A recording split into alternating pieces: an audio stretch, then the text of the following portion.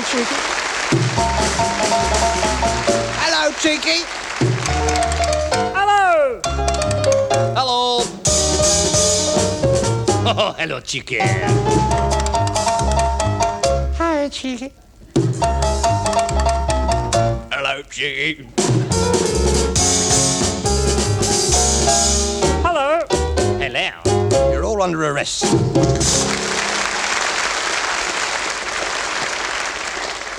That's why the lady, that's why the lady, that's why the lady is a tramp. I like them. Who? The ink spots. Oh, yes. Why do you whisper green grass? Oh, I like that. I often take my old 78 out, you know. One of these days they'll catch you at it. I have a girlfriend who's a natural for the Playboy centre spread. Why? She's got a big crease across her tummy and 2 navels. John, how do you get on with that sort of, You mean sex? No. When I say no, yes. You mean you haven't? Shut up, fatty. He hasn't! Shut up! Tim, I thought you were married. What's that got to do with it? Oh, God. When I was younger, I used to go down the cinema, wait till the lights went down, and then pick up whatever was about. That doesn't always work. I once got engaged to a bag of nuts. That's why the lady, that's why the lady. Get off! Home hints for the handyman, number 69. How to make a bed warmer. Marry her. All of me, why not take all of me? I'm not potty about your left leg. Who wrote that? Denis! What? Oh, that's why the lady, that's why the lady. Denis! Yes? Denis, would you put one foot on the soft pedal Yes? and the other foot on the loud pedal? Yes? Now, pedal off.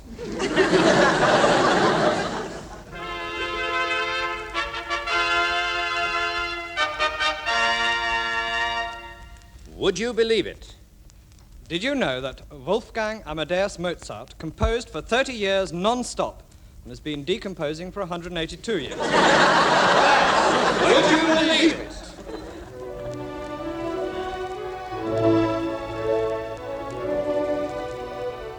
Come unto these yellow sands and then take hands, curtsied when you have and kissed the wild waves whist. Who art thou? Ariel. Well, get back on the roof. I want to watch Coronation Street. Meanwhile, in a pub near Portsmouth, just above the Bollards. I fought with Admiral Jellicoe at Jutland. What about? He kept putting his hand on my leg. Meanwhile, in the joke next door... Ready, dear? Yeah. Right.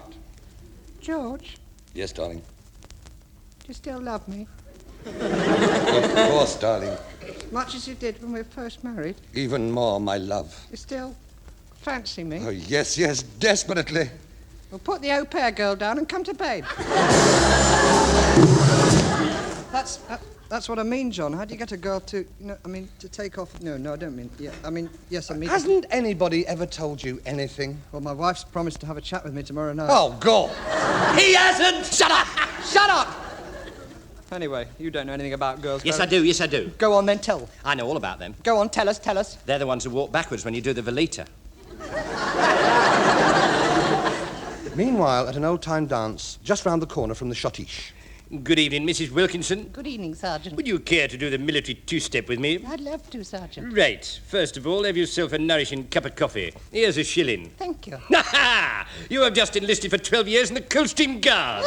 About time! Hee-ha, hee-ha, hee-ha. And she was never seen again. Tell her you care each time you speak.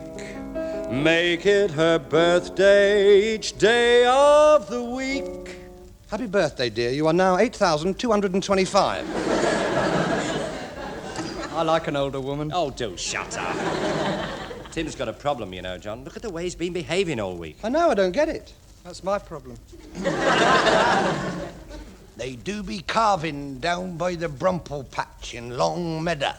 I beg your pardon? Sorry, love, I'm supposed to do that line in the Archers later on, but I'm due to ballet class. Could you pass it on? Certainly, certainly. Thank you, Tresh. Tra. That's something else I want to ask you about. Oh, Tim, this has gone far enough. After the broadcast, I'm going to give you 2 phone numbers and a pamphlet. Home hints for the handyman. Number 3, again. How to make a table flap. Tell it it's pregnant. That was a rude joke. For heaven's sake, accompany Tim. Not the way he's been talking. No, no. Well, then accompany me. I'm not too sure about you either. She's the kind of lady who'd turn on any man. My little transistorized sweetheart who comes all the way from Japan. When plugged in, she can also run the cooker and the fan. My little transistorized sweetheart who comes all the way from Japan. When I have spaghetti for lunch, and this will shake you, I bet, she's contented a bunch. A Frank Sinatra cassette. Last week she overheated, now she's got a lovely tan. My little transistorized sweetheart who comes all the way from Japan. Turned out nice again, hey. Oh, mother, TT races, let George do it. Hey, when we've nothing to do, and she just sits in repose, I get radio too by punching her on the nose. She wants to have a little baby, tell her if she can. My little transistorized sweetheart who comes all the way from all the way from Japan.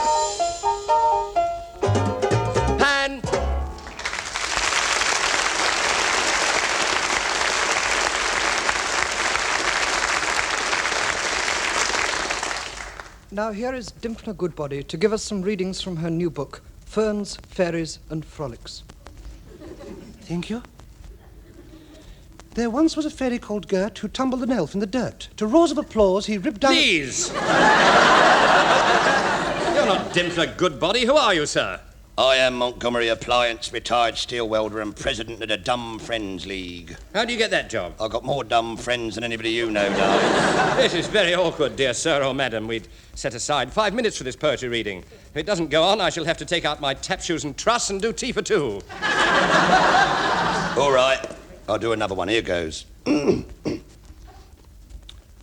All around the fairy ring, faster fly the rumours. Someone said the fairy queen does not wear any... Please! Bloomers. Sorry, bloomers. Oh, this is disgraceful. We're living in a permissive society, Rosebud. Come over here, I'll give you a common market kiss. What's a common market kiss? I stick me tongue in your phrase book. Well, in that case, over to Gregory Plume, who has some useful phrases for foreigners in England. How much? I can't afford it. Hello, cheeky. Do you want to be naughty with a Spanish businessman?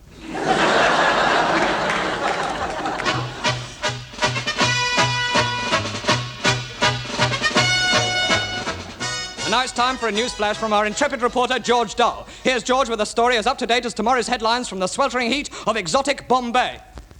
Hello, London. George Dull here. I'd sold all the Daily Mails this morning, so I bought an express. I dropped my watch fob down the toilet last night and got bitten by a mosquito. And with that, back to London. George, you've done it again. Meanwhile, on a dairy farm in the West Country, just between the S and the T. Here you are, master. I brought it in just as you ordered.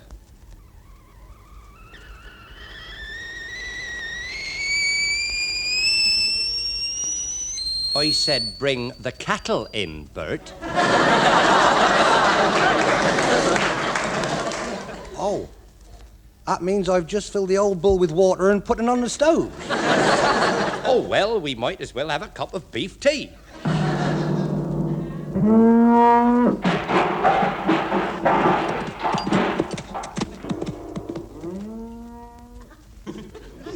And they were never seen again. I wish I wasn't here today. I had an appointment to look up a lady's skirt in Greenwich. Tim. I've got to learn somehow. But surely you must have. I told you he hadn't. Shut up. The nearest I got to it was when I once played Mothers and Fathers with the girl next door. When was that? Last Friday. Oh, God.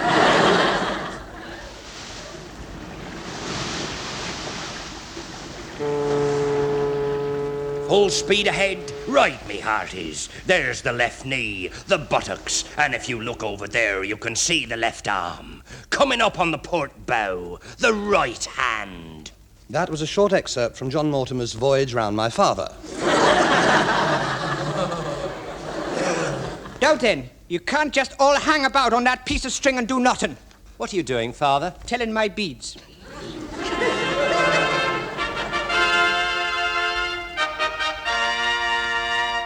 Would you believe it? Despite all the advances made by scientists in the manufacture of man-made materials, the closest thing to silver is still the Lone Ranger's bottom. Well, would you believe it?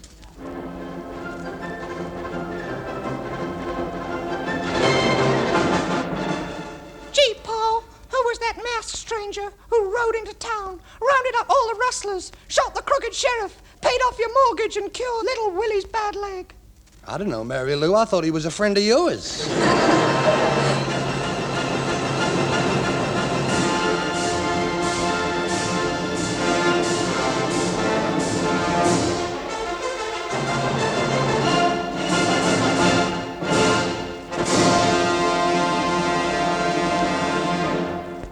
Ladies and gentlemen,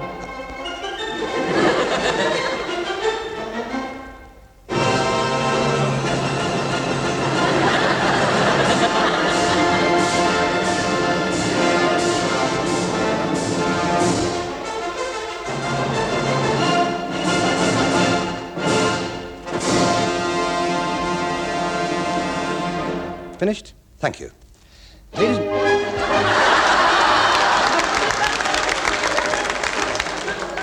That's why the lady, that's why the lady, that's why the I lady. thought we shot him. Don't be silly. Haven't you noticed Denis's teeth? You can't kill him unless you drive a stake through his heart. Is that a fact? Well, it's either that or stick a lamb chop up his nose. Meanwhile, in a circus tent just downwind of the camels. Right, Ronaldo. The hospital has discharged you. How is the jaw feeling? All right, Dad. Ready to do the act again? Yes, Dad. Well, get it the right way round this time. Remember, you put your head in the elephant's mouth. Yes, Dad. 30-odd years ago, Cole Porter wrote, "You're the top." A week last Thursday, 4 drunks in Hampstead wrote this. Egg and chips, egg and chips. I'm really crazy about my egg and chips. Egg and chips, egg and chips. Everybody ought to have some egg and chips. Okay, now, Mary, here we go with the story. You listen to this. And it's very good, Mary. Egg and chips, egg and chips, egg and chips, egg and chips, egg and chips, egg and chips, egg and chips, egg and chips. Oh, egg and chips, egg and chips. I'm really crazy about my egg and chips. Oh, yeah. Egg and chips, egg and chips. Everybody ought to have some egg and chips. Now we can Very quiet now. Tell them to quiet, please. This is a sad verse. Egg and chips, egg and chips, egg and chips, egg and chips, egg and chips, egg and chips, egg and chips, egg and chips. Oh, egg and chips, egg and chips, all together. I'm really crazy about my egg and chips, egg and chips, egg and chips. Everybody ought to have some egg and chips. Everybody, egg and chips, egg and chips. I'm really crazy about my egg and chips, egg and chips, egg and chips. Everybody ought to have some egg and chips. Everybody ought to have some egg and chips. Egg and chips.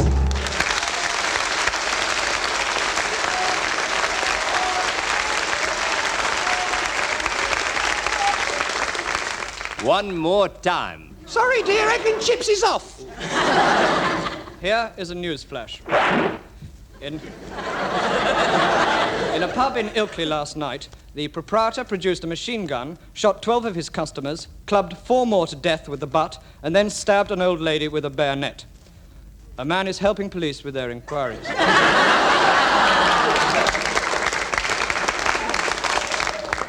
Home hints for the handyman, number 1000. How to make a stairwell. Give it some syrup of figs. Boy, boiled beef and carrots, a boiled beef and carrots, and with it, I think, a bottle of Lacryma Christi 1963. And waiter, I need some glasses. I've seen your companion, sir, and I couldn't agree more.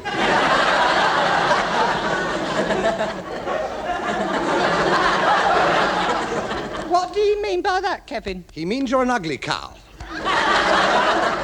Sorry. Kevin, you don't mind my being an ugly cow, do you? You said you loved me for myself. No, I said I loved you for your shelf, the one with the piggy bank on it. Kevin, look, there's a gypsy violinist coming over to our table. Good evening, sir. Is there anything I can play for you on the ugly cow? Thank you. Kevin, how do you feel about, golden earrings? I only wear them with basic black. Madam, this is for you and your pretty red eyes. Oh. The immortal Zigeuner.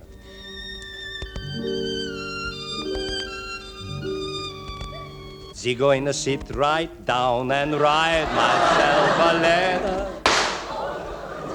And now we present, for the first time on the screen, Black Flash, King of the Earwigs.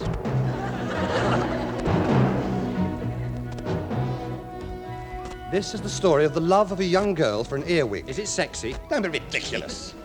The time is the turn of the century. No, it isn't. It's 6:15. Get off. The time, the turn of the century. The place, the little Berkshire village of Nickertwist Poges. A warm summer evening. My name is Lucinda Fumble. Oh, spit! I'm playing a bird again, aren't I? I'll buy you a drink after. You talked me into it. One summer evening in the little Berkshire village of Nickertwist Poges. I've done that, you rat bag. I think I'm in love again. As I strolled past the quaint old inn, the Hamster and Armpit, I became aware of a disturbance. Would you swine? Get down! Get down! Oh, it's you for the knacker's yard. Take that and that. As I drew nearer, I saw it was one of the village louts, Jem Yates. He was attacking an earwig with his leather belt. As his trousers were round his ankles, Lucinda averted her gaze and remonstrated with him. Don't ye interfere, Miss Lucinda. This earwig's a rogue. I was just about to ride he home when he reared up and kicked me. I'll show un. Lucinda saw red, wrested the belt from him, and gave him a taste of his own medicine. Oh! Oh! Ow! He'd soon had enough. No more, Miss Lucinda. But I'd like to make another appointment for the same time next Friday. I gave him a scornful look and made a note in my diary.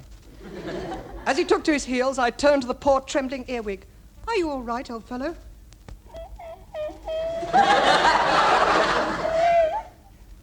Well, please yourself.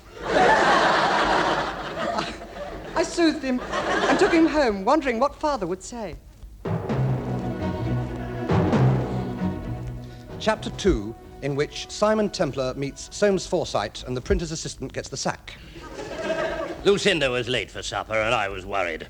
She was a hot-blooded girl and memories of other escapades came flooding back.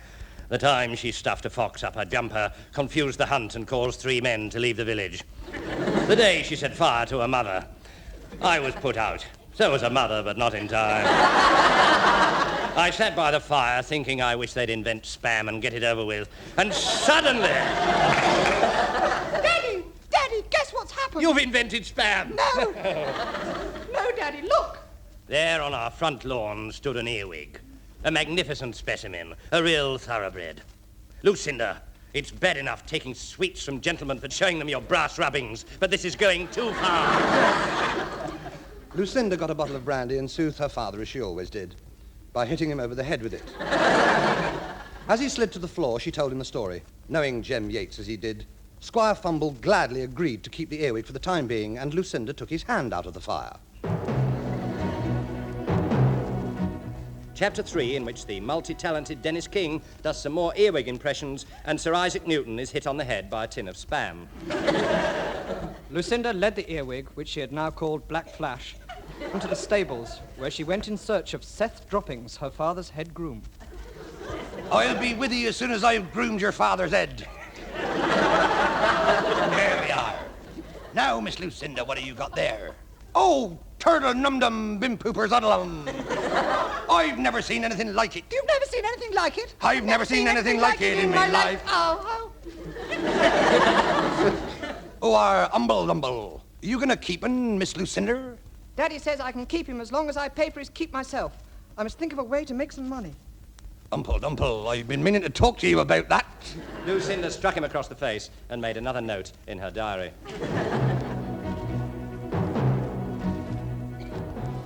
As the months passed, Lucinda and Black Flash became inseparable. Oh, my darling. Excuse I, that be my earwig you're dancing with. I'll have my own back on ease, see if I don't. So they waited to see if he didn't, and he did.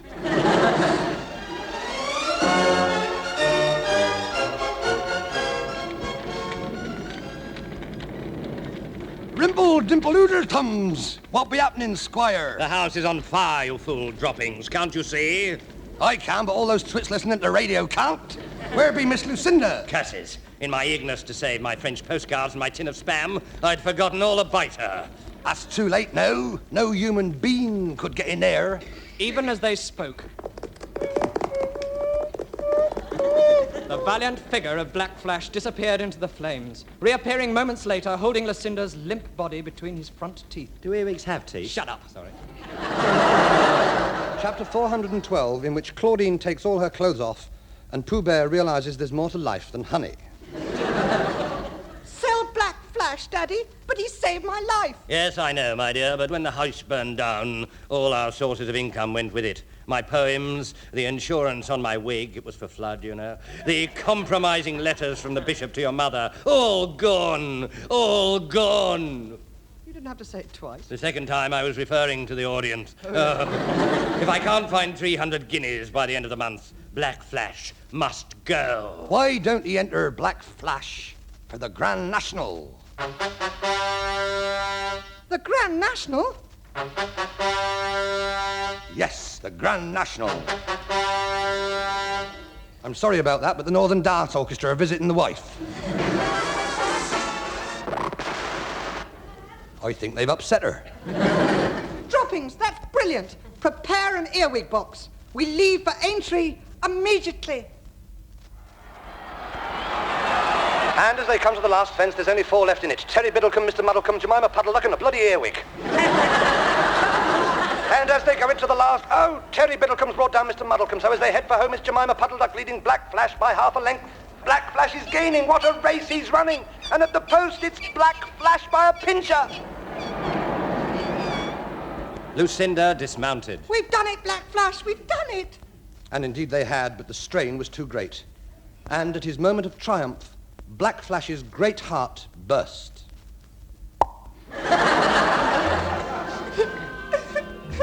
Squire Fumble came striding over. Don't cry, Lucinda. He gave his all for you. I promise I'll have the little fellow stuffed and mounted and put on display to be revered forever. Where is he? You're standing on him. Oh, well. That's why the lady, that's why the lady, that's why the lady is a tramp. Ta-da, Cheeky. Bye-bye, Chiggy. This programme was written and performed by Barry Crier, John Junkin, and Tim Brooke-Taylor. Music by the Denis King Trio. Produced by David Hatch. Toodaloo. And you. Let's go and have a drink.